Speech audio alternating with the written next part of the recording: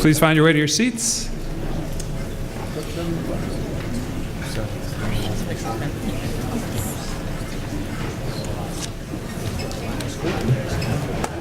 Yeah, they're tied up in the fence. It's a bigger.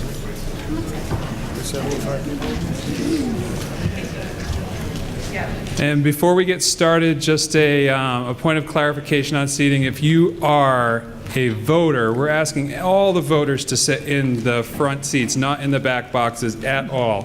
We have plenty of room this evening, and nobody in this room bites. I don't see any biters whatsoever. So, oh, come on. We're going to get to another point there about no disparaging remarks. So, and those who are not voters, we'd like to have them sit in the rear left box back here. So in either of the two clusters of seats in the rear, in my left, over here. Yeah, you're fine where you are, ma'am. Yep. Yep. All right. Good evening. Welcome to part 2 of Carver's annual town meeting. I appreciate everybody coming back tonight to help us finish up. And I appreciate everybody's patience with night 1. I think it was one of the most respectful town meetings I've seen in quite some time. And that's owed in large part to the great people in our town. For those that may be new, that don't know me, my name is Sean Clancy. I'm your newly elected moderator. It's my honor and pleasure to welcome you here once again. Please note that portable listening devices are available at request. They're at the sound booth in the back, so if you can make your way back there to grab one, that's fine. Otherwise, just raise your hand, and we'll have someone run one over to you. We also have portable microphones for those who are unable to approach the microphone stands in the aisles for debate or questions. Simply raise your hand during debate, and someone will approach you with a microphone. Tonight's proceedings are being recorded by Area 58 Cable Television and are taking place in the Carver Middle High School Auditorium at 60 South Meadow Road in Carver, Massachusetts. Out of courtesy and respect for our proceedings, please silence your cell phones or set them to vibrate now. Thank you.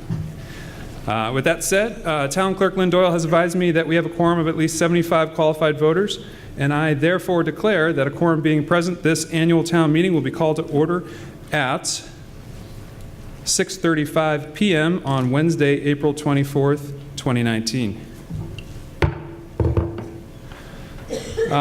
We're going to take a moment to rise and say the Pledge of Allegiance.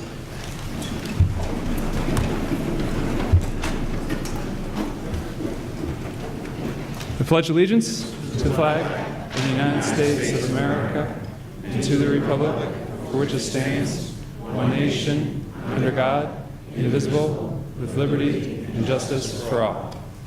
You may be seated.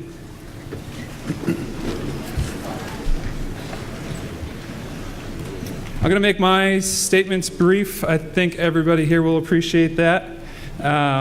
With that said, I do just want to highlight a few points from the rules and code of conduct that I introduced at the first meeting. Please make sure to take time to listen intently to the various proposals brought forth by the boards and committees that are before you tonight.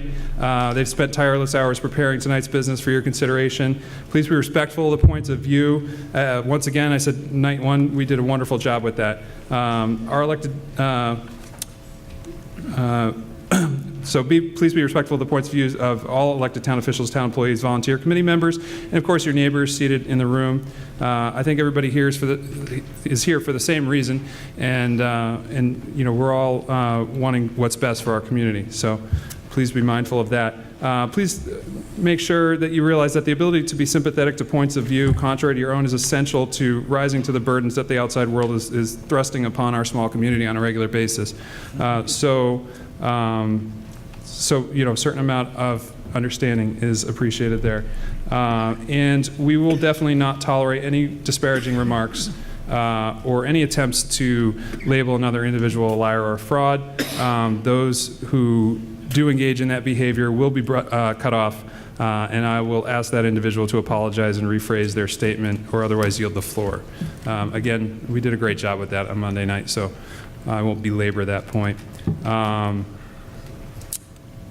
A good example is that, if you believe that someone's made a misstatement or an error, just say, I believe there's a significant evidence that the member is mistaken, and then state any evidence that you may have or supporting information.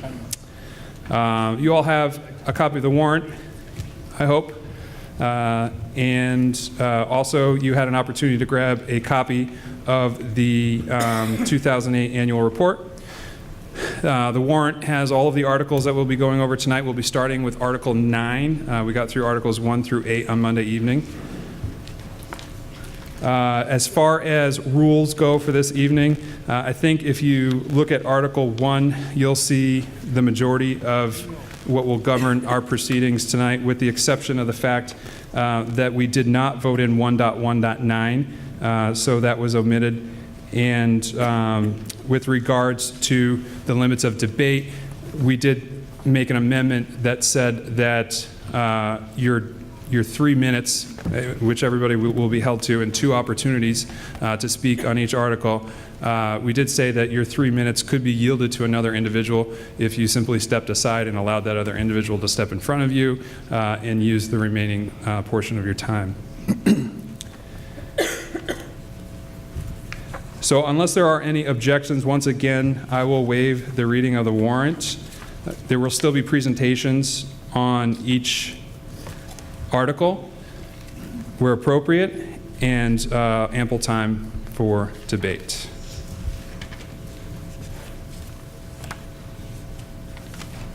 So with that said, sure everybody will appreciate that we will just get right into business. Motion to approve Article 9 as written on the screen. Second. All right, I have a motion to approve Article 9 as written on the screen and seconded.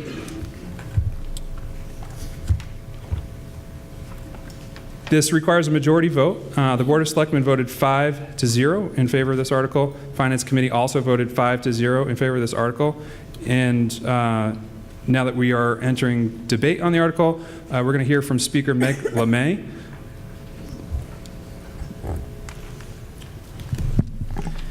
So for Article 9, Part A, the only change to the every year we vote the revolving funds, and there's only one change for this year, and that is Part A, which is to expand the program or activity expenses payable from the fund. Generally, the money, we pay Fisher Road Solar for energy generated, and then we get net metering credits as a revenue source. So we would be expanding the expenses because there is a surplus in that account to pay for LED lighting in the town. And Part B is exactly as it was last year. It's just voting the spending limits for those revolving funds. Miss, could you speak into the microphone? Oh, I'm so sorry. Should I repeat the whole thing? Or? Very hard to hear, even over here. Okay. Would you like her to repeat the whole thing? I don't want to be a pain in the ass, but yeah. Okay. It's no pain. You're fine. Yeah. Okay. So the Article 9 is for the to revote the revolving funds, which we do every year, and it authorizes the spending limit, and Part B is exactly the same as we do every year, just authorizes the amounts that can be spent from those revolving funds. Part A is the only change in that we are expanding the expenses that can be paid from this fund. Normally, it is just payments to Fisher Road Solar for electricity generated. However, we would be expanding it for LED lighting throughout the town. Thank you, Ms. LeMay. Thank you. So with that, we'll open it for debate. Seeing no motion to the mics. Again, this requires a majority vote. All those in favor, I'll reread the motion. I move that the town vote to amend Section 10.6 of the town's general bylaws relative to the town's revolving funds as set forth in Article 9 of the warrant. All those in favor? Aye. All those opposed? The motion carries unanimously. Article 10, Capital Improvements Budget. Do I have a motion? Motion to recommend Article 10 as printed on the screen. Second. Okay, I have a motion and second to approve Article 10 as printed on the screen. For this article, I have presenter Jack Angley. What's that? Yeah, it's pretty straightforward. If there are any, perhaps, I guess you can all read what we have there. Any questions that perhaps we could answer before going on how many 10 sections or so. Glad to give you any information I can. This is certainly a change from what it was 27 years ago when we started. We now have the Capital and Debt Stabilization Fund, excuse me, has picked up all the pieces so that we have $3.7 million for the purposes that are listed there. And the town administrator, with some input from the cap outlay and others, would go forward using these monies to keep the town whole. And so, as I say, you can read them all there. Glad to talk about any of them if you have a question.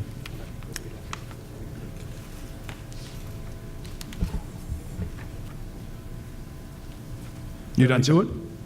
Excellent. Mr. Milanowski has a few comments as well.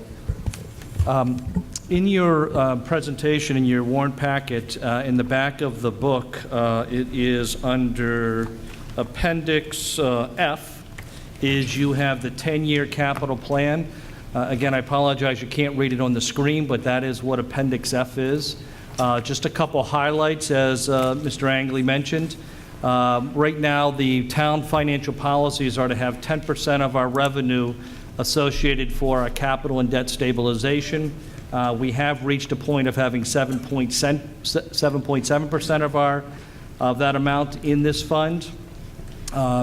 We do have fixed payments of $1.99 million. That includes $1.6 million for debt and short-term interest.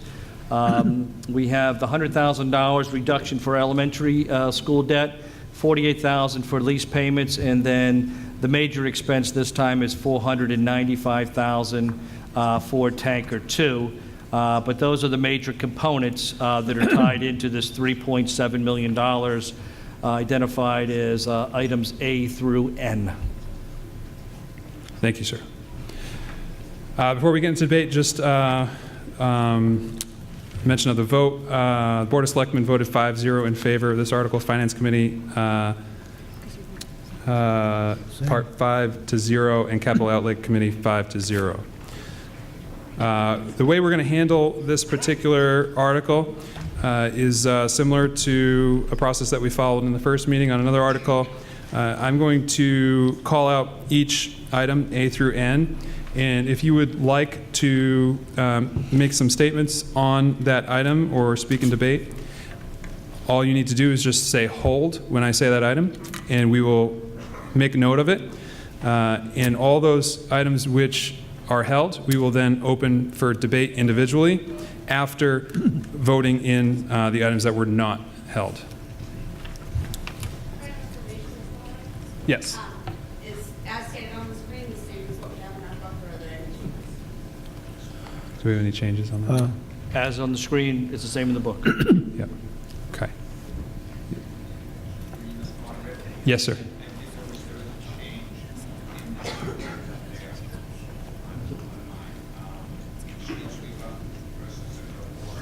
Can you use the microphone? Yeah, could they use the microphone, please? Very Yep. difficult to hear. Please come to the mic.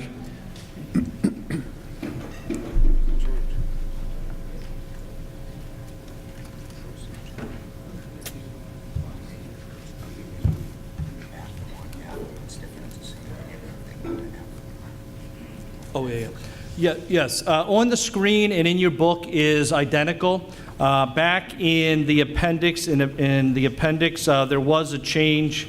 It's the same dollar amount, but item, I believe it was item B, was replaced from a street sweeper to the dump truck. But again, what's on your screen and what's in the book is the same.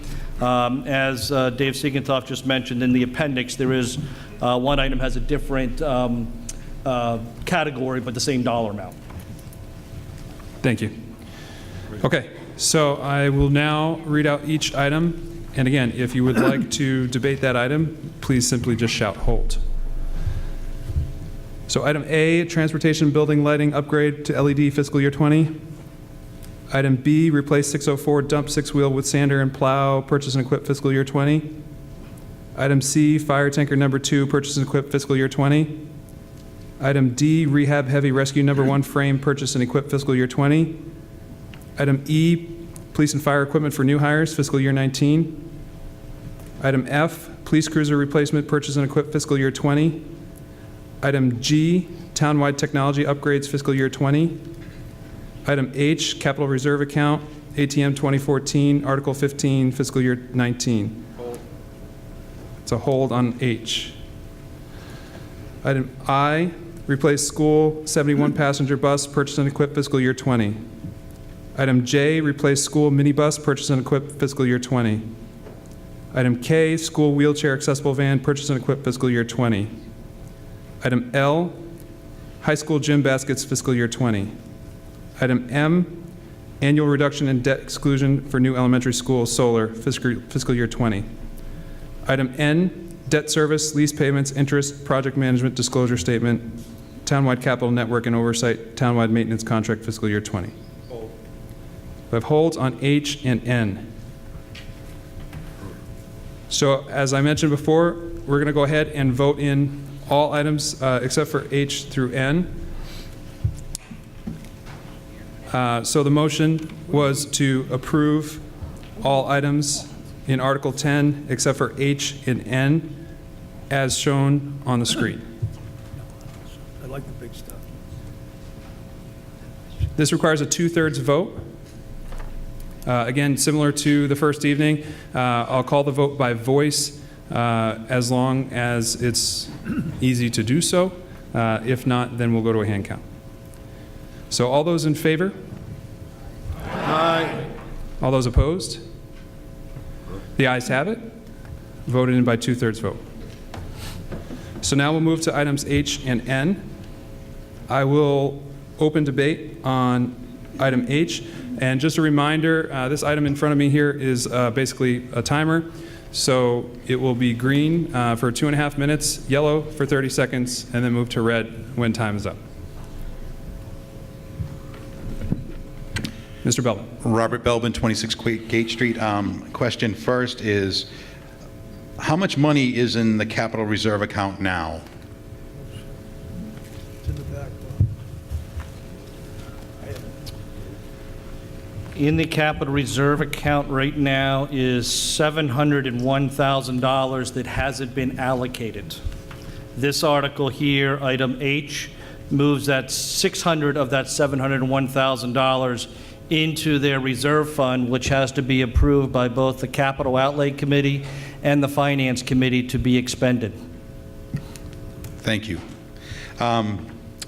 It says from annual town meeting 2014 and Article 15. What was that and why are we getting that money here now? If you give me 1 second, I will read that article to you. It wasn't spent.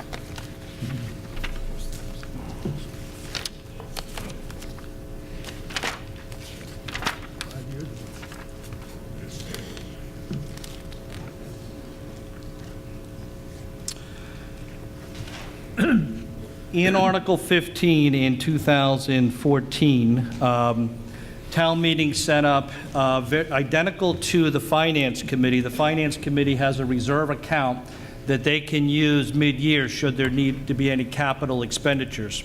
With that, it was decided to set one up identical for the Capital Outlay Committee. With that, it requires capital maintenance, repairs, and replacement expenditures to be approved by the Capital Outlay Committee and the Finance Committee. So we have utilized that account over the years when we run into emergencies or things that pop up that we need to deal with. That gives both the Finance Committee and the Capital Outlay Committee the ability of making capital expenditures as needed. And again, it must be approved by both Capital Outlay Committee and the Finance Committee, and we did have an item this past year that we also brought in front of the Board of Selectmen for their review. Okay, thank you. Do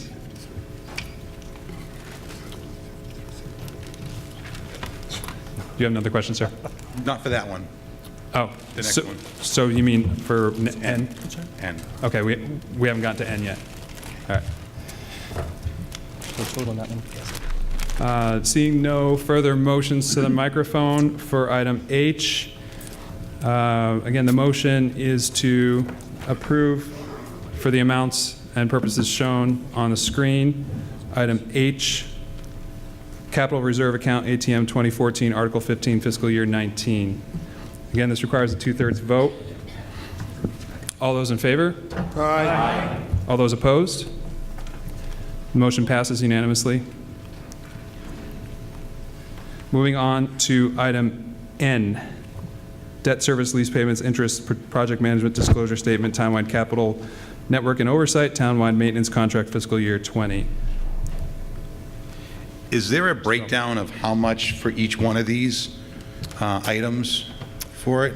Yes, there is. If you go to Appendix F in the back of your warrant. It's in green. And that's on a 2-page document. If you go to the bottom of that page, I'm going to highlight on the screen what I want everyone to take a look at. This bottom piece right here, where I have the laser cursor, is on a number of $1.997 million. That includes the $100,000 above that number. So the $100,000 plus the 1,897,210 is that number. So Bob, you can see that's where the breakdown is of those items. Okay. And what's the 100,000, the difference? What is that for? That is when the town went forward and did the debt override for the new elementary school. The selectmen were able to negotiate a payment in lieu of taxes, a tax agreement for a large solar project that was going to generate in excess of $100,000 a year in new revenue. What the selectmen did is they dedicated that $100,000 directly to the debt override payments, or to the payments for the elementary school, thereby reducing down the debt service that every individual in the town had to pay. And my last one is, under project management, what does that include? That includes any project management, design, engineering cost, oversight that's needed for any and all capital projects. Okay, thank you.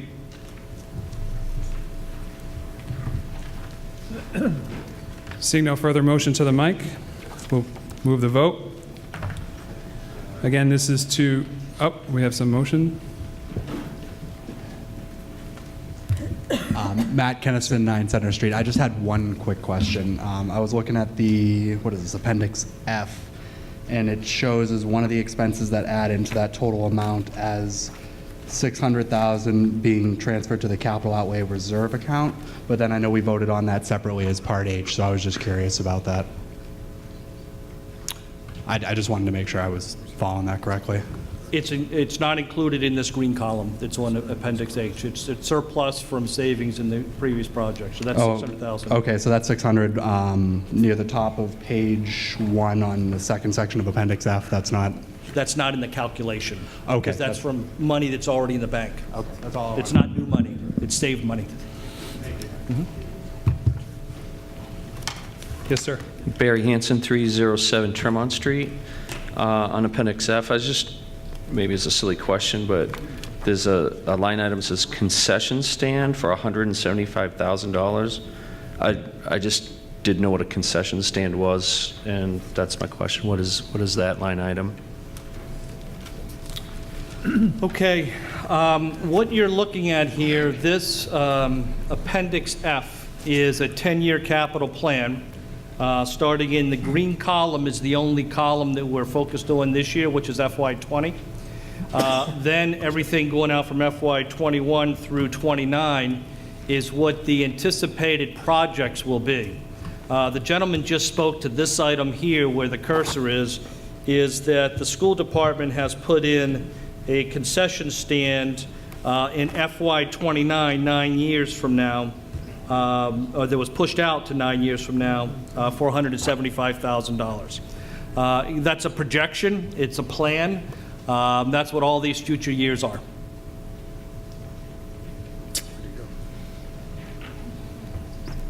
Excellent.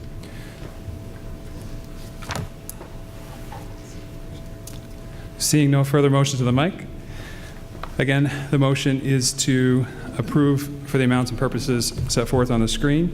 Item N, debt service, lease payments, interest, project management disclosure statement, townwide capital network and oversight, townwide maintenance contract. Oh, we have a hand. Yes, sir. Can someone get this man a microphone, please? Why is the concession stand going to cost over $100,000? Everybody, quiet down, please. Start again, sir. Why is a concession stand going to cost over $100,000?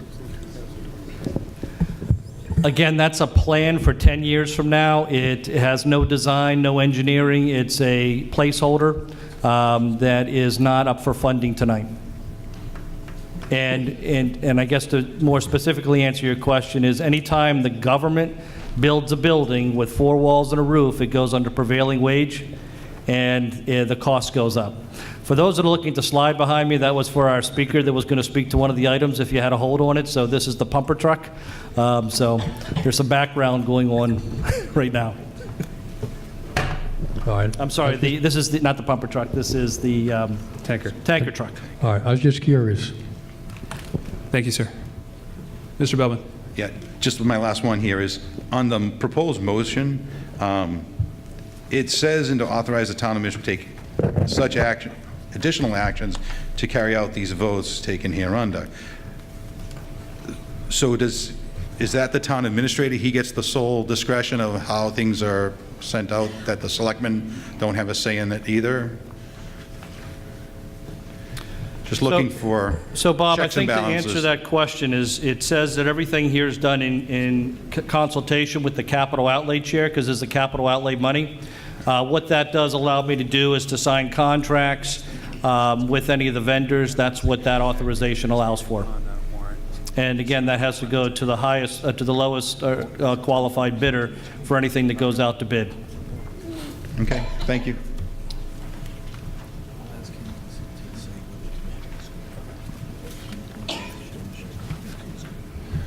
All right, once again, seeing no motion to the mics, the motion is as printed on the screen for the amounts and purposes set forth in the warrant. Can we have the motion on the screen, please?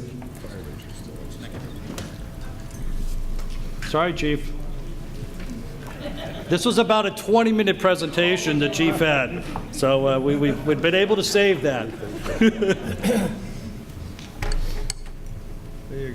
Excellent. Again, it's a 2/3 vote. All those in favor? Aye. All those opposed? Motion carries unanimously. And in my haste to get things started in the beginning of the meeting, I overlooked one announcement that I wanted to make. So just allow me one moment here. I noticed that we had a gentleman in our community who should be recognized. He served our school system for 20 years as a custodian, and before that as a veteran of Vietnam. And so I wanted to just make public recognition of Mr. Walter Cole.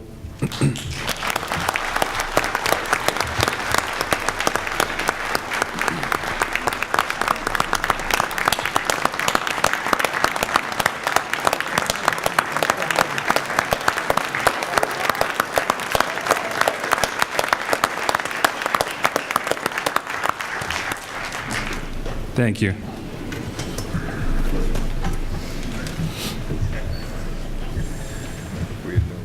Article 11, Community Preservation Committee Report and Recommendations. Do I have a motion? Motion to approve Article 11 as printed on the screen. Second? So I have a motion made and seconded to approve Article 11, Community Preservation Committee Report and Recommendations. This requires a majority vote. The recommendation by the Board of Selectmen was 5-0, Finance Committee 5-0, and Community Preservation Committee 8-0.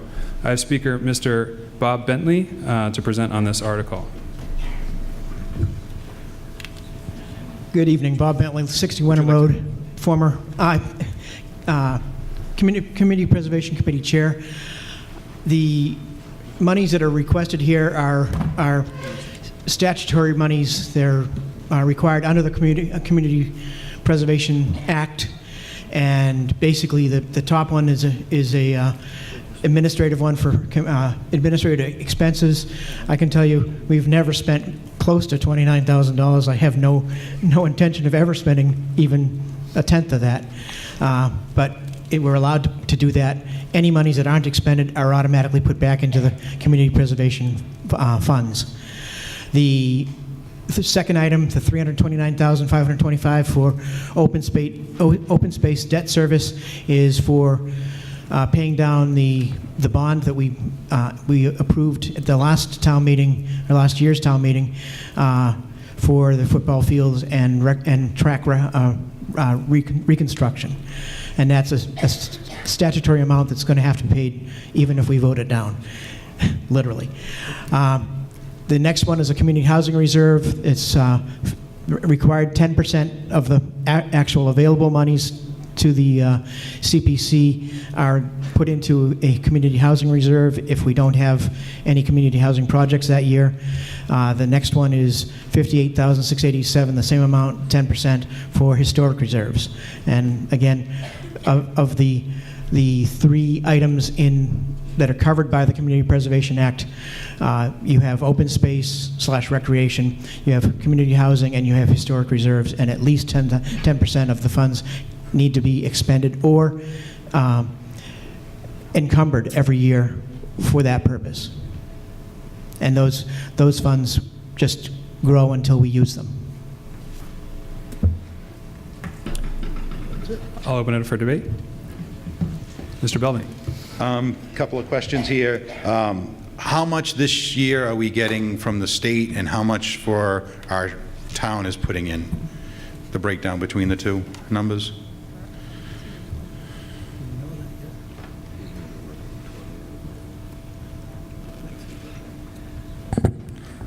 Are you asking for FY19 or 20? We haven't gotten to 20 yet, right? Right, so you want to So know how much we 19, received yeah. for FY19? Do we have that number? I can get that. Approximately even? I'll take that. Okay. We're getting it for you. All right. Want me to go on my next question? Sure. All right. My next one would be, how much do we have in each one of these accounts that can be expended for different things?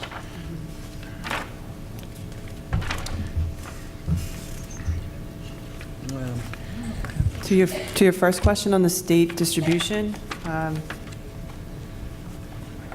we have received $168,396 in FY19. Okay.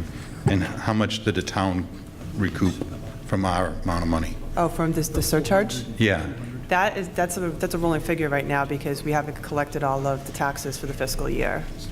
So Isn't it over like 300,000, maybe somewhere on there? right now we're at $375,793. Okay. And then I want to know how much is in each one of our accounts. That's my last one. As I understand it, it's approximately $413,400 to $419,000 monies that are presently in the Affordable Housing Reserve and Historic Reserve. I don't have those numbers directly in front of me, but I think it's in the $93,000 to $110,000 range. So for open space, it's $80,061. Historic reserve, it's $227,272. Community housing is $419,031. Okay. Thank you very much. And technically, the open space reserve is not a reserve because we're spending that money in the $329,000 we're spending this year. That's the debt service Yeah. that we're paying for. Just so if you have any other projects that you want to do in your town, all right, think about it. We have that money to be used. And just to interject, the Yep. Community Preservation Committee is always looking for good projects to fund. Thank you. Seeing no further motion to the mic. On Article 11, the Community Preservation Committee report and recommendations, and the motion to move that the town approve Article 11 in the amounts and for the purposes set forth in the warrant. This requires a majority vote. All those in favor? Aye. All those opposed? The motion passes unanimously. Article 12, Old Colony Regional Agreement. Do I have a motion? Motion to approve Article 12 as printed on the screen. Second? I have a motion and second to approve Article 12, Old Colony Regional Agreement, as shown on the screen. For this, I have a presenter, Mr. John Banzel. Do you want the...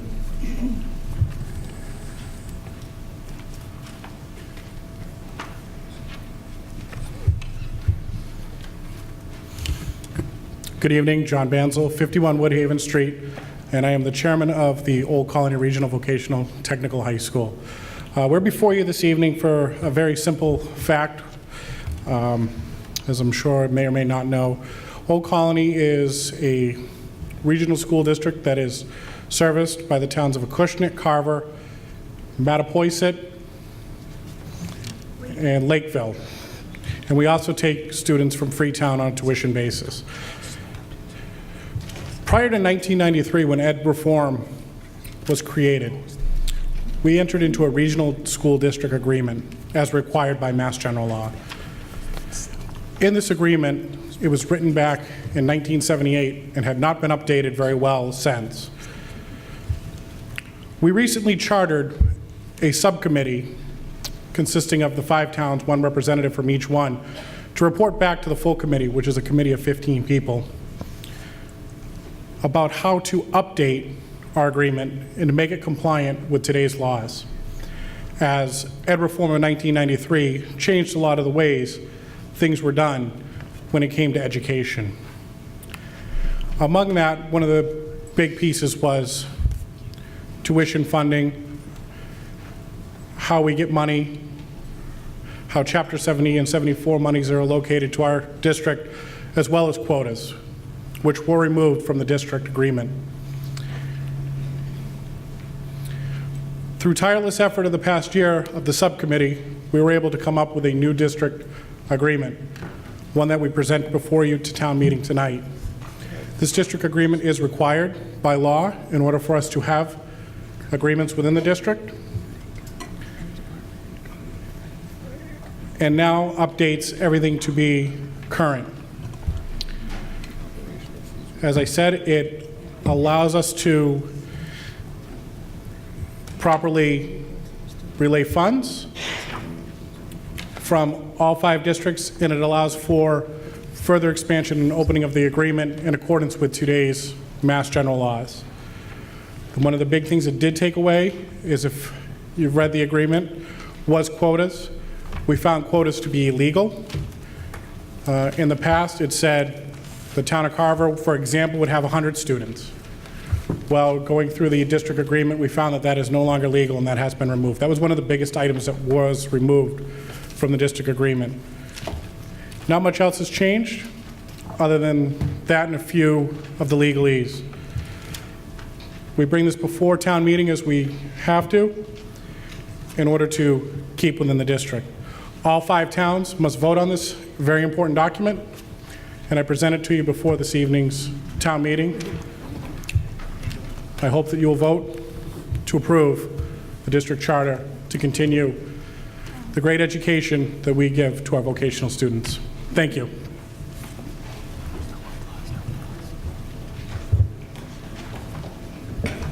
Thank you, Mr. Banzel.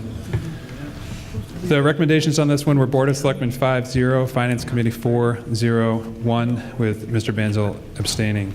We'll now open it for debate. Mr. Moderator. Yep. In Appendix M in your document is where you'll find this agreement. This agreement was reviewed by Town Council, and it was reviewed by the Town Councils in all of the towns associated with this. So there is consensus among all the towns that this document is ready for approval.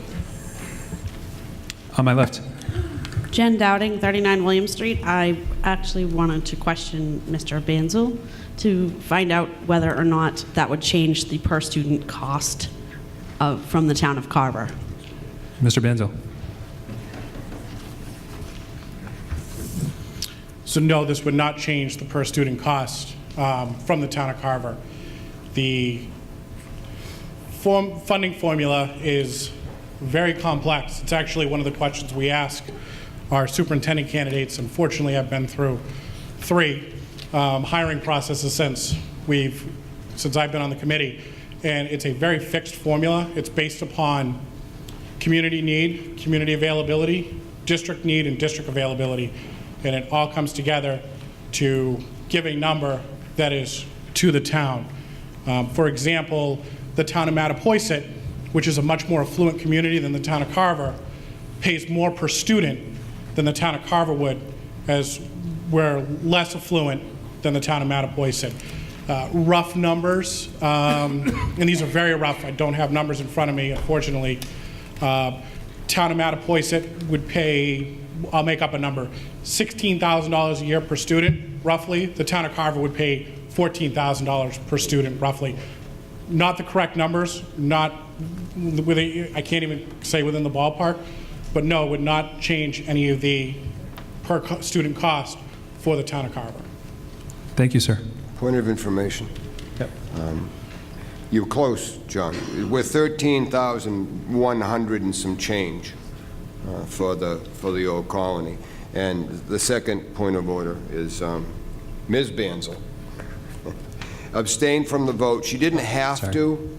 She just thought it was appropriate that because John is the chairman of the school committee, so it wouldn't look like there was something improper. She chose to abstain from voting for this agreement. But it was really, I went to that meeting, and it was to just clean up the language. Thank you, sir. Seeing no motion. Donna Ms. Florian, 278 South Meadow Village, Carver. As the chairman of the Old Colony Regional Vocational Technical High School Educational Foundation, I would ask for us to support this change. Thank you. Thank you, Ms. Ford. Seeing no motion to the mics, we'll put this to a vote. This is for Article 12, Old Colony Regional Agreement, and the motion to move that the town approve Article 12 as set forth in the warrant. It does require a majority vote. All those in favor? Aye. All those opposed? The motion carries unanimously. Moving on to Article 13, bylaw amendment to change name of Board of Selectmen to Select Board. Do I have a motion? Motion to approve Article 13 as printed on the screen. Second. I have a motion and a second to approve Article 13 as printed on the screen. I have a speaker on this. Let me call out the recommendation. The recommendation by the Board of Selectmen was 5-0. This will require a majority vote, and I have a presentation by Mr. Ron Clark.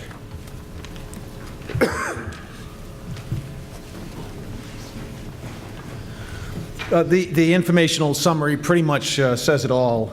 Changing the name of the Board of Selectmen to the Select Board reflects a moment whose time has arrived, as it has in over half the communities in the Commonwealth now. Changing the name to Select Board from Selectmen acknowledges our past while recognizing that women serve their town government. No other board or committee in town defines itself by gender other than the Board of Selectmen. There are minimal costs associated with making the change. Electronic references can be adjusted easily enough. Changes to letterhead and etc. can be changed as new orders are needed. Less than 100 years ago, women did not have the right to vote or to serve. Those times have changed, and our bylaws should reflect that. Simple changes such as this helps one move forward. This is not political correctness run amok, and anybody that knows me knows that that's not what I'm known for. This is simply recognizing that our daughters and our granddaughters should grow up in a community that does not define its government by gender.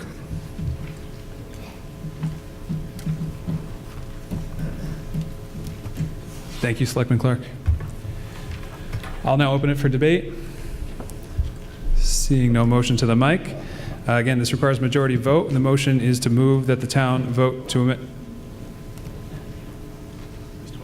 Yes, sir. I had to laugh when I read the commentary in the warrant. Can't hear you. Speak into the microphone, please. Alan Maynard, 148A Plymouth Street.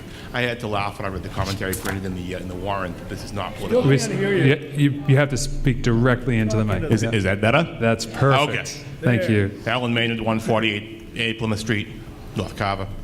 I had to laugh when I read the comment in the commentary in the warrant that this is not politically correct. Political correctness run amok.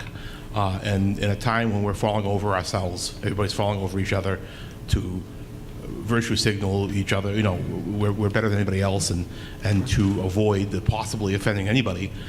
If we have to change something, well, let's change it. That's fine.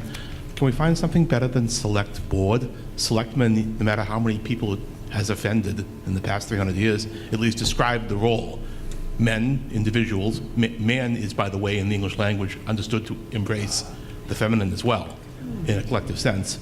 But select men were men selected to govern the affairs of the town. Very, very hard to hear you, sir, I'm sorry. over here. Speak right into that thing. They weren't kidding about having to swallow the microphone, I guess.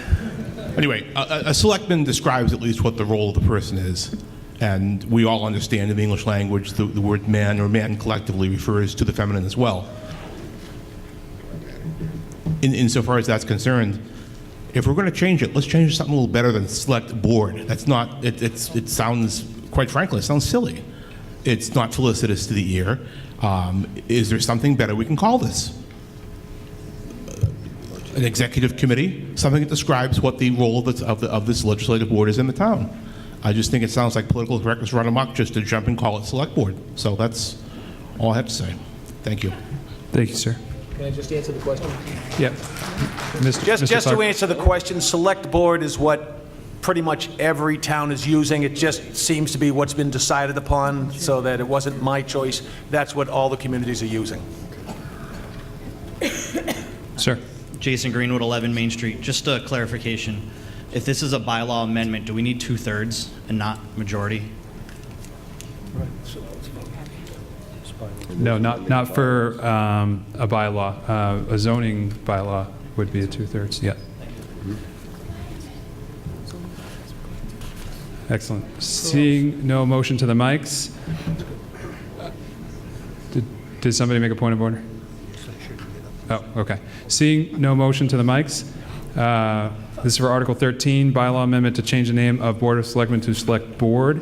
The motion is to move that the town vote to amend the bylaws of the town of Carver to change the title of Board of Selectmen to Select Board as set forth in Article 13 of the warrant and as shown on the screen. It requires a majority vote. All those in favor? Aye. All those opposed? No. Motion carries by majority vote.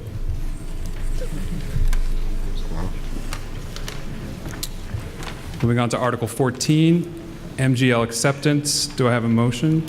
Motion to approve Article 14 is printed on the screen. Second? I have a motion and second to approve Article 14 as presented on the screen. This requires a majority vote. The recommendation of the Board of Selectmen was 5-0 in favor, and the Finance Committee was 5-0 in favor as well. I have a presenter, Mr. Alan Germain, on this article. Thank you, Mr. Moderator. This is in two parts. This is Article 14, and it will follow by Article 15. Article 14 establishes the Mass General Law, but there is no mechanism by which we can control how it's enacted. In other words, what can the selectmen do when they get to it? So we can't change state law. So we have to establish compliance with MGL, and then in the next article, we'll deal with how they can go about changing fees and so forth and so on. So, Mr. Moderator, how do you want to handle this? Because Article 14's vote may be impacted by Article 15. Yeah, unless anyone objects, if Article 14 were to fail, we would skip Article 15. Okay. Thank you. This came about, Laurie Hinault came to the Finance Committee in November, and she was specifically targeting the MLC fees for the municipal lien certificate, which is $25. That's the certificate that the town gives, and it's on the closing cost sheet. When you buy a house, it's all these numbers that are on the right side of the sheet. What's this? Oh, hold on. And, thank you. Go ahead. And she asked that it be raised to $50 in compliance with Mass General Law.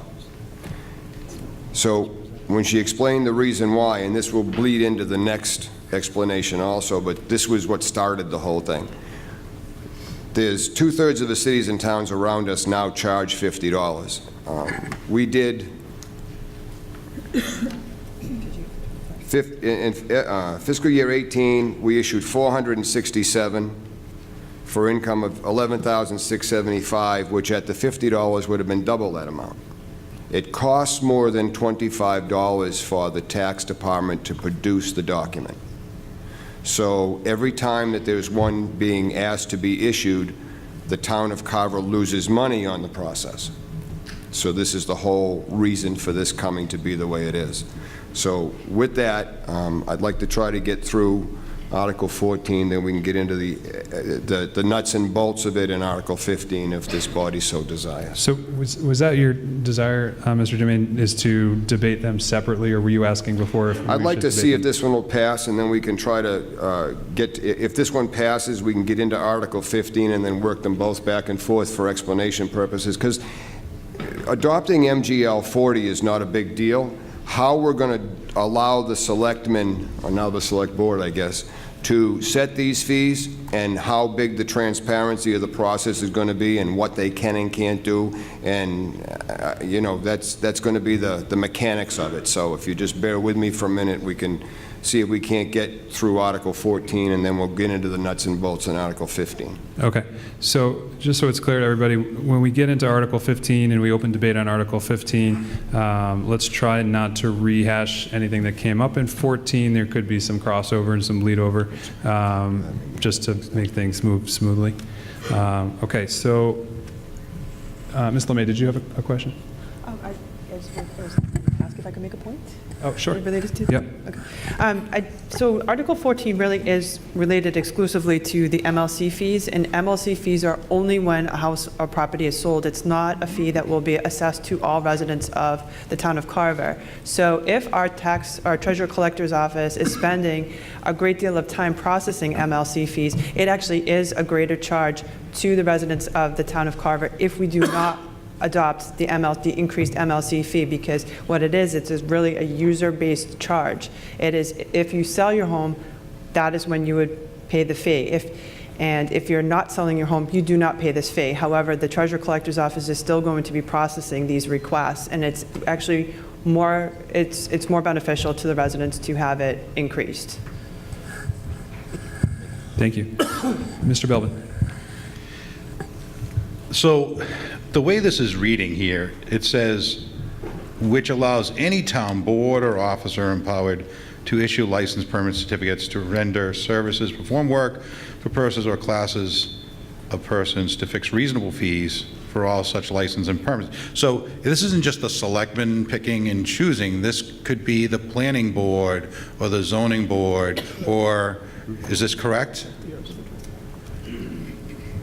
I just want to make sure that this is correct, that it's not just the selectmen picking and choosing what they're going to increase or what not. It's each board and committee and everything. And how is the process done right now to increase fees? May I respond? Mr. Jermaine, yes.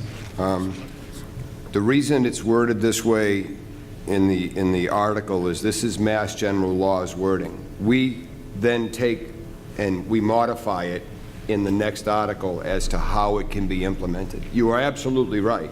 If we only were to adopt Article 14, what Bob said is correct. And we didn't want to stop there, but we can't adopt Mass General Law and define how we can implement it in the same article, because we can't modify state law. So we have to adopt the state law first. The very next article will define how the fees can be raised, what can be done, who can do it, what transparent process. For instance, there will be a public hearing on every fee that's going to be proposed to be raised and so forth. So there'll be a tremendous amount of oversight and transparency. But we can't put that in Article 14, and you can check with I think Mr. Corbo's here. You can ask council. We originally had this in one article. It was council that broke it out, and this is the reason why they broke it out. Am I correct on that through the chair to Greg? Yeah, Mr. Corbo. Crazy. Thank you, through you, Mr. Chair. Yes, it's all my fault. Good. So, with your permission, Mr. Chair, can I discuss both of these articles together? Yeah, I think that'd be a good idea. Just okay. Point of order, Mr. Moderator, that's not allowed to talk from one article to the next. I mean, I understand the point between the two ones, but we're really just discussing this, and my other question was still out there is, how is the process done now? I totally understand your point, I do, and I think the public does too. I totally understand the rationale. I don't need an explanation on it. I don't know if anyone else does, but I understand totally, okay? But my other question is, how is the process done now to increase fees? Ms. Lemay. So, and Mr. Corbo can correct me on this one as well, but the way that, I mean, this is, the Article 15 is actually just codifying for town residents, something that already exists, which is that all departments need to go before the Board of Selectmen to have their fees increased, but the Board of Health, any elected boards, Board of Health, Town Clerk, they can actually increase their fees on their own. So Article 15 would address that portion of it. But right now, to answer your question, departments need to go before the Board of Selectmen except for boards that are elected or departments that are elected. I just thought that's interesting information for the public to hear, the difference between the two. Thank you very much. Thank you, Mr. Belvin. On my right. Mr. Moderator, Ben Dexter, 149 High Street.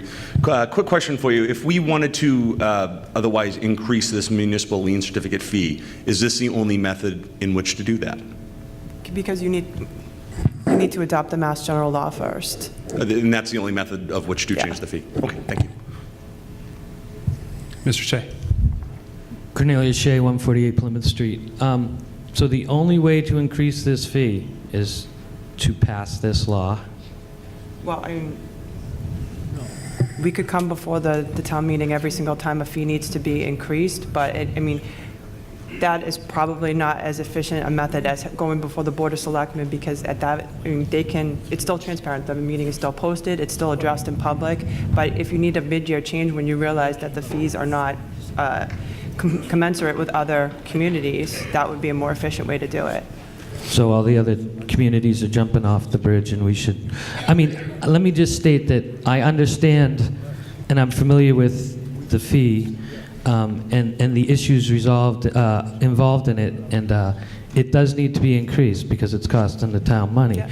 But does it have to go currently before the selectmen, or does it have to go before a town meeting? Because you just said two different things, so. Well, as of right now, it has to go to town meeting, is that correct? Yeah. As of right now, it needs to be brought before. Speaking to the mic, please. To increase that fee. If we adopt this, then. Mr. Jermaine, please speak into the mic. If we adopt this, then the fee can be dealt with in the next article. So as of right this minute, with no vote taken, if we want to move this tonight to go from 25 to 50, this body has the power to vote that, and that's it. All right. So, although it's not on the article, but okay, you know what I'm saying. Thank you. See, my question, that I have such problems with this, is to authorize any town or board or officer empowered to issue a license to set a reasonable fee, and what's reasonable to the board and what's reasonable to the people of the town might be two different things. Right now we're talking about 100% increase, which is necessary in this particular instance, but maybe not necessary in all instances. So I would like to propose a motion to change the words reasonable fee to limit fee increases to no more than 10% per year. Any increase over 10% must be brought before a town meeting. Point of order. We can't change state law. That's the reason why it's on two separate articles. You can't do anything with 14 except vote it up or down. So you can't modify it. We cannot modify this at all? No, it's state law. All right. Okay. So if we adopt 40, then that's we adopt. Thank you for clarifying this. I find that that is unacceptable, but thank you. Thank you, Mr. Shea. All right, so Mr. Corbo has a few more statements. He was cut off before. Thank you, Mr. Mayor. If I could finish explaining this without being interrupted, I think I can add some points that might make this more clear for people. Okay, with respect to the municipal lien certificate specifically, Massachusetts general laws establishes that the maximum fee that can be charged is $25 per municipal lien certificate. So as the law stands right now, neither this body nor the Board of Selectmen nor the tax collector has the authority to increase the municipal lien certificate above $25. And there are numerous other state statutes that set maximum fees that can be assessed for various services offered by the town. And many of these are archaic fees, of $1 for issuance of a certain license or things of that nature. So what the legislature did to alleviate this problem was it enacted Chapter 40, Section 22F, which is a local acceptance statute. And what the acceptance of that statute does is it allows a board or officer who performs a service for the town to establish a fee for that service, a reasonable fee, regardless of what limitations might be in the general laws. So using the municipal lien certificate as an example, if you were to accept Chapter 40, Section 22F, then the tax collector would have the ability to increase the municipal lien certificate fee above the statutory maximum.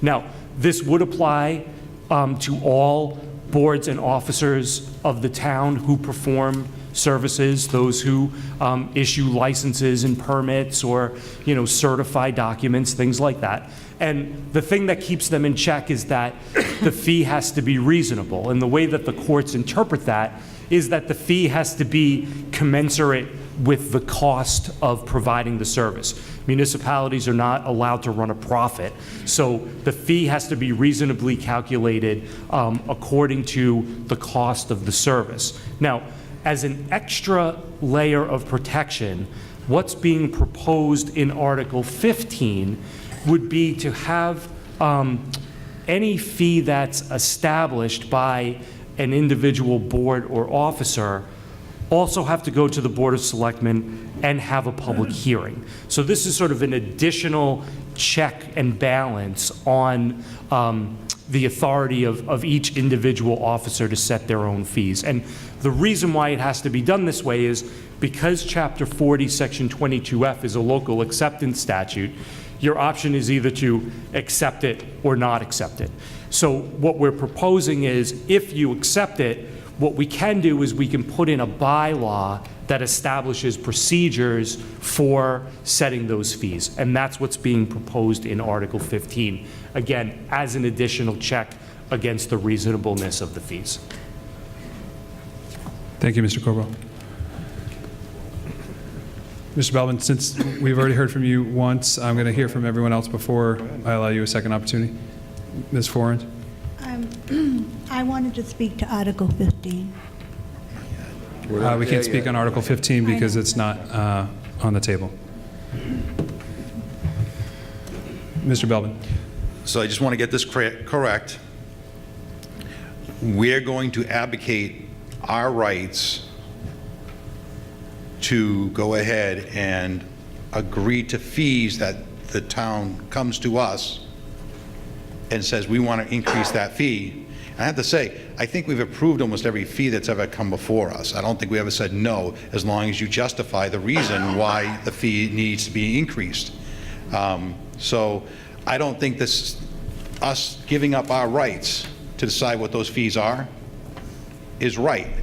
I think that we should vote this down for the mere fact that we don't want to give up our rights, and you have that opportunity to come to us to increase the fees. That is your option, and that's up for us, the taxpayers and the voters here, to go ahead and do. That's what we can vote. We keep on giving up some of our rights, and we keep on giving them up, giving them up, giving them up. Well, soon it's not even going to be needed in town meeting because we pretty much gave up all the rights. And we can't keep giving it up. So please vote against this. Thank you, Mr. Belvin. It appears to the chair that there's some confusion here because Article 15 applies directly to this article and sets some additional parameters in place. And I think it would add a lot of clarity to the discussion to allow both of these articles to be discussed at once so folks could make an educated decision. So unless there's any objection, I would like to allow comments on Article 15 as well too, just to add clarity to the conversation. Point of order, Mr. Moderator. Donna Marie Boring. Hold on, we have a point of order. Mr. Moderator, in our bylaws, if I remember correctly, it says something that you cannot discuss another article when one is already on the floor. One moment, we will research.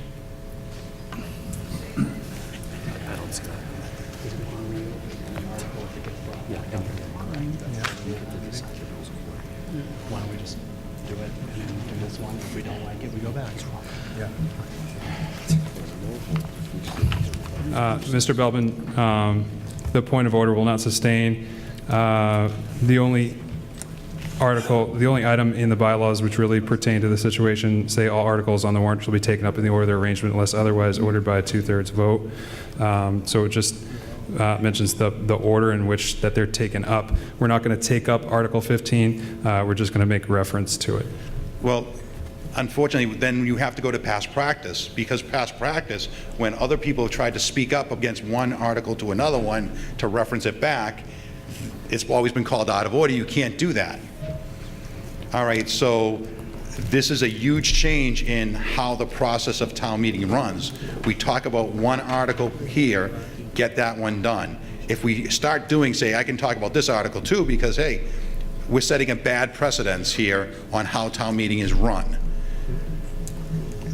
So past practice has to come into effect, because I know I've been taught here at town meeting that you can't talk about this other article because that's something different.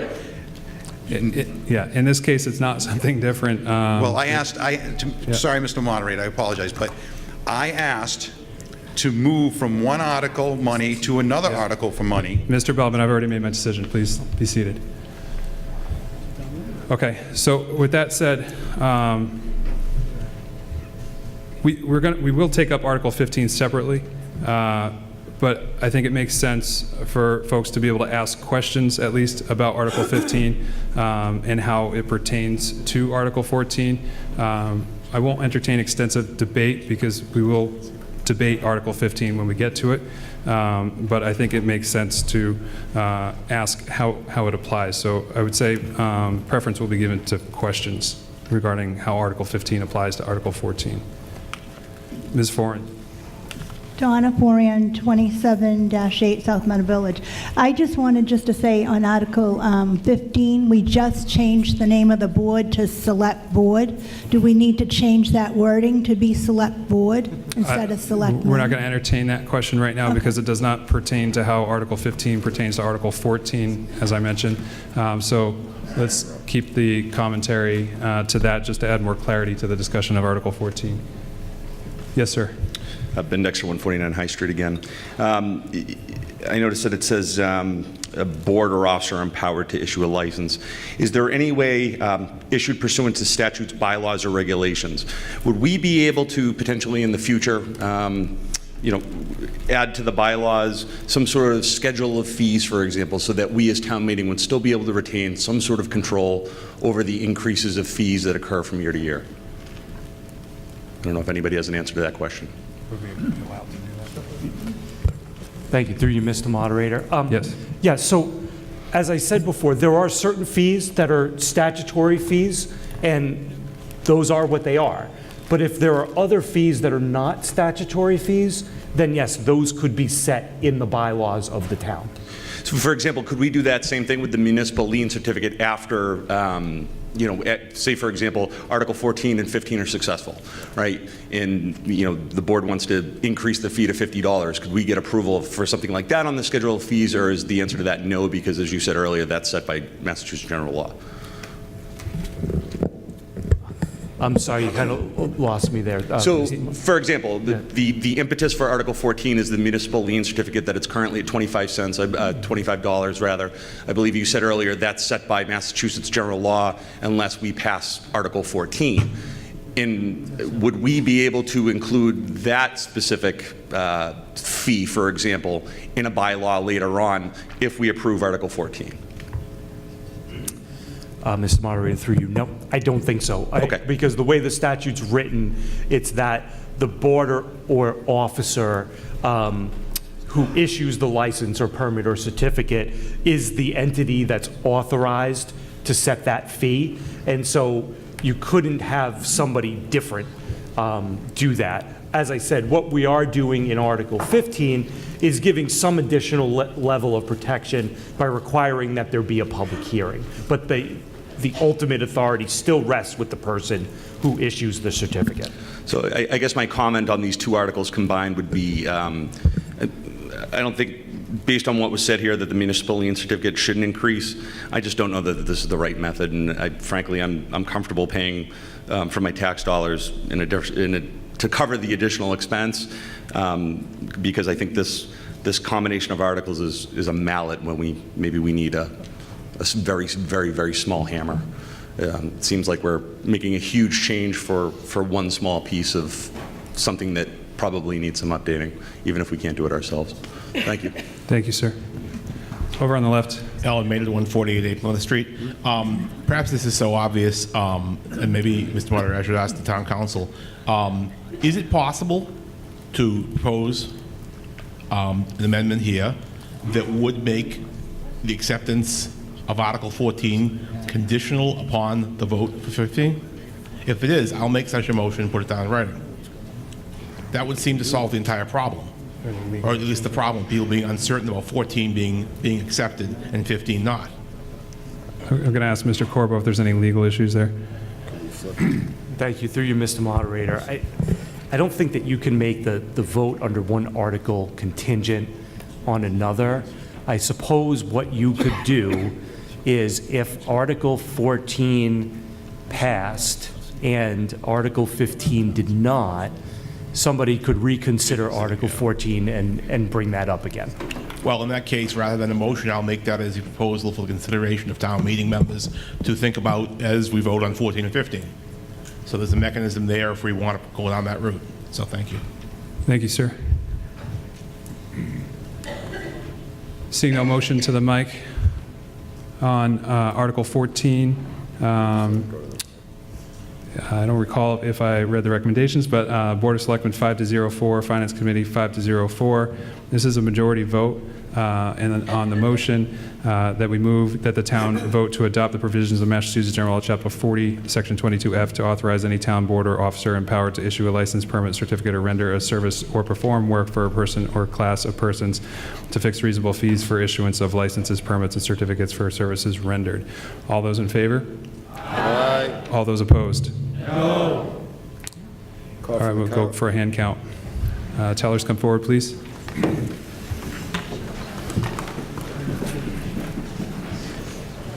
Now, when we do the hand count, when I ask you to raise your cards in the air, please hold them in the air until I ask you to put them down. Okay. And as we stated in the beginning, we'd like to have all voters sit in the front section. So if there's any voters sitting in the back of the room, in the back section, please move down in order to be counted. Otherwise, we will not be able to count you. I'll give you a moment to make your way.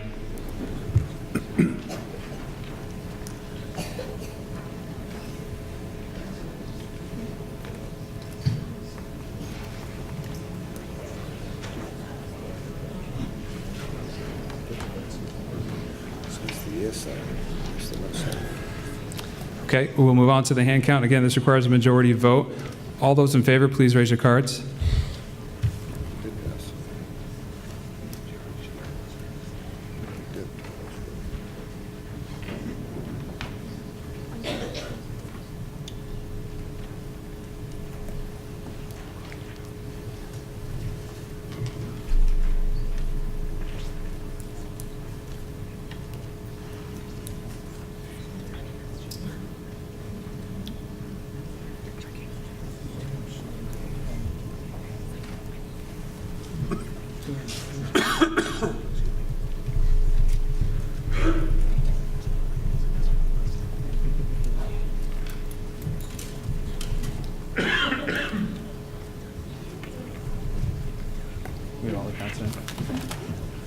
You may put them down. All those opposed, please raise your card.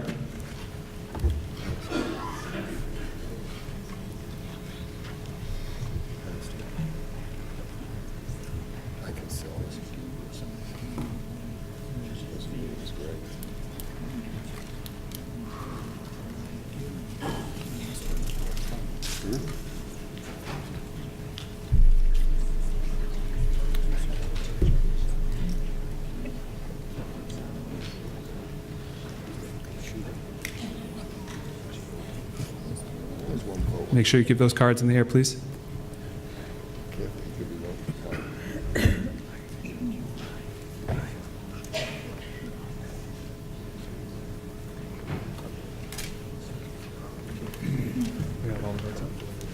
You may put them down.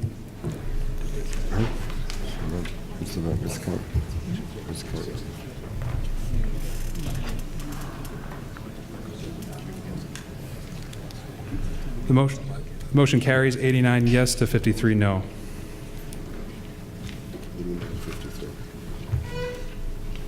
Moving on to Article 15, bylaw amendment relative to fees for town services. Do I have a motion? Motion to recommend Article 15 as printed on the screen. Second? Okay, I have a motion and a second to recommend Article 15 as printed on the screen. This will require a majority vote when we get to voting. The recommendation from the Board of Selectmen was 5-0 for, and the Finance Committee was 6-0 for the article as well, too. Before we open it for debate from the floor, I have a speaker, Mr. Alan Germain. This is Part B of the Mass General Law. So once we decided as a board that we could do this, we wanted to make sure that the mechanism by which the fees got raised were very tight. We didn't want it to be too easy. So the committee or the board or the department will come before the selectmen. It will be a published public meeting. There'll be a hearing on it so that it'll be fully transparent. It also says in here that no fee shall be imposed or increased until a public hearing is held with respect thereto, and such a new or revised fee is then posted at the office of the town clerk for at least 2 weeks. So there'll be no surprises. There'll be plenty of input. We're not looking, this was never designed to get sneaky and raise fees in the middle of the night. This was designed to, if a department came before the selectmen or the finance committee and said, we just had a large increase in our own costs, can we have some relief in a fee increase that the people that you elect, the Board of Selectmen, feel is reasonable after public input? Then that was the method by which we thought it was best to do it. It's fully transparent, it's fully vetted, and obviously our committee was unanimously in favor of it. So, thank you, sir. Mr. Shea. Yes, thank you. I would like to make a motion to remove the words "or its designee" after the Board of Selectmen and add the words "and prominently on the town website" after the words "posted at the office of the town clerk." yeah, that's good. No problem. So we have a motion and an amendment and second.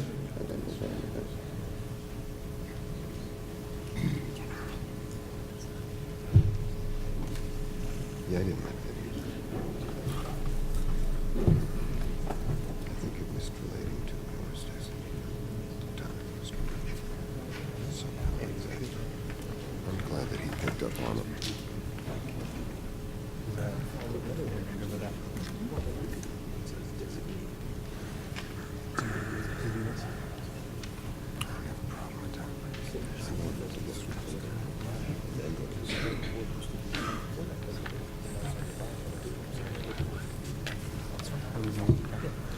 Cool.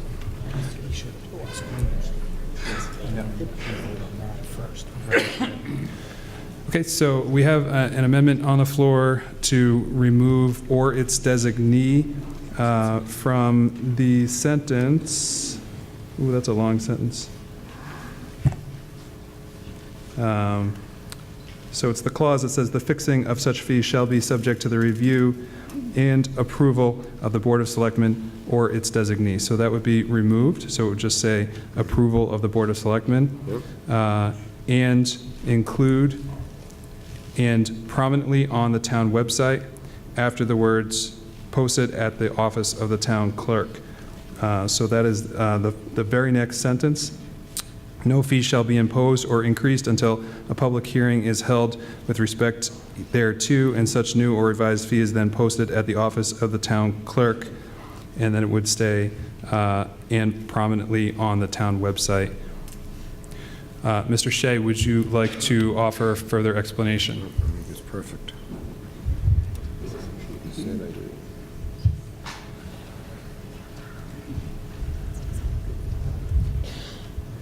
Yes, I'm just trying to add an extra layer of protection for the citizens to make sure that the process, as we've discussed this evening, is followed. Plus, most people, aside from myself, don't get to see Lynn as often as I do. So posting it on the town website will add another layer of protection and information for the town in general. Thank you, Mr. Shea. Thank you. And with that, I will open the amendment up for debate. So this is on the amendment to change the language as described in the article. Yes. Jennifer Valancourt, 126 Plymouth Street. On the designee that you want to remove, is that put there for the other boards? Say if somebody on the conservation or other board needed a fee? Defined designee? Who can field this question?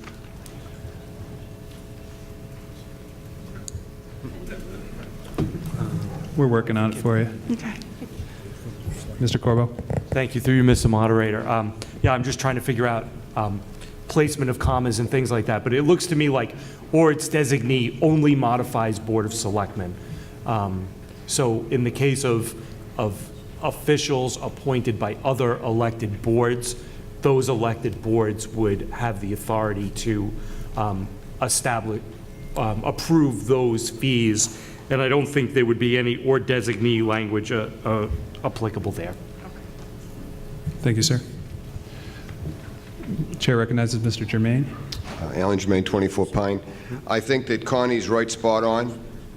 We actually wanted a little more oversight on this, so I believe that our Finance Committee would be in full support of that also. I originally wanted to see the board or the departments come to the FinCom, explain the who's, where's, and whys, vet it through the Finance Department, and then take that to the Board of Selectmen, where they would have a public hearing on it also. So my attitude is pretty much the same as Bob's and Connie's in this respect. The more fingers that are in this process, the more it's to the benefit of the town, and the more we keep a closer eye on it.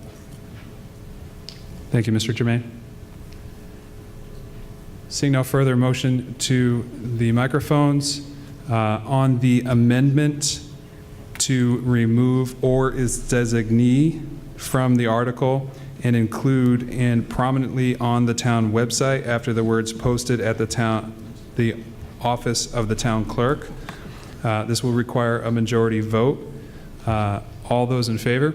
Aye. All those opposed? The amendment carries unanimously. That's the amendment. Back to the original motion, moving that the town vote to amend the general bylaws of the town by adding a new section relative to fees as set forth in Article 15 of the warrant. It will now be as amended. Any further discussion? Seeing no movement to the mics, this will require a majority vote. All those in favor? Aye. All those opposed? The motion carries unanimously.